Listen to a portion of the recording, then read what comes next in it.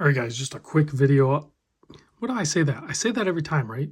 But like legit, I'm going to try to do this one quick. So I've already done video on the second hour gin clear diver. I just haven't done this particular blue, beautiful powder blue dial. So this was sent in by Paul. So big thanks to Paul for doing that. And let's check it out. You're looking at a 42 millimeter case.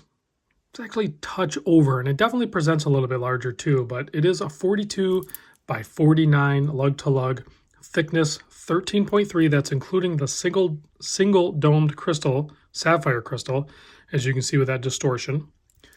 You have a 22 millimeter lug width. H-link bracelet tapers down nicely to 18 millimeter. You have screw pin design there. Fully milled clasp, 6 micro adjust. It is also signed. Simple fold over double pushers.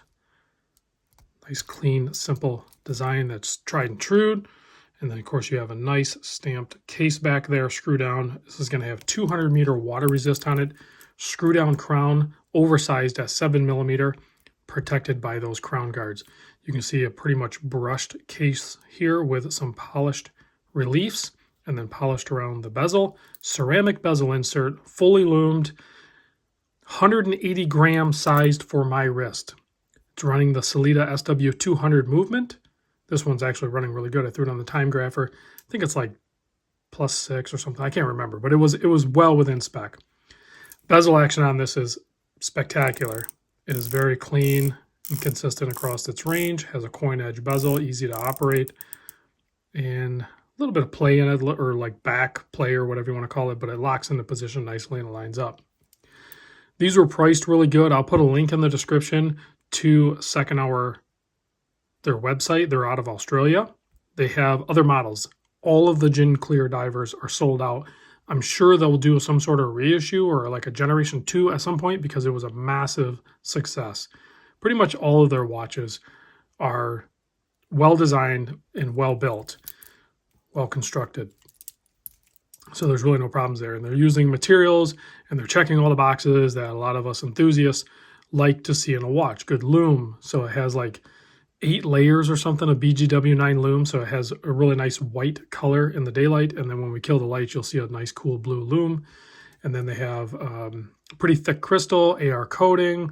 You know, they're using a Swiss-made movement in this one. So just an overall really good watch. So let me pop it on my 7 1/4 inch wrist so you can see what it looks like.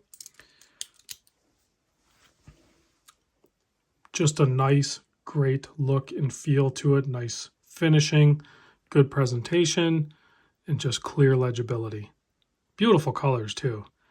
That's the one thing I love about the micro brands is they're just so capable of putting out some good value propositions for 100%. Let's zoom in a little bit. I'll try to do it slowly here so you guys don't freak out, and hopefully we can get a good clear picture. You can see it's not really a grain to the dial so much as it's like a blend of a grain and maybe even like a little bit of like metallic flake look to it.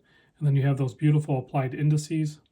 And then interesting that they have the 12, 4, and 8 as a different indice. So nice execution, a little bit different than anybody else does. And I think it plays really well. It's becoming a little bit of their trademark or hallmark to their brand. And I like that, as well as their logo. I'm still working on some of the focus here, guys. I am shooting in 4K.